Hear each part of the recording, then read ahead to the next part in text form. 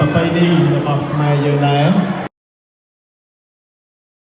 ការដែលកកើតចម្រុងចម្រើនឲ្យជាកថានេះទូទាំងពិភពលោកដែលជាលក្ខកាន់ពុទ្ធសាសនាបុណ្យកថានេះសបញ្ជាក់ឲ្យឃើញថា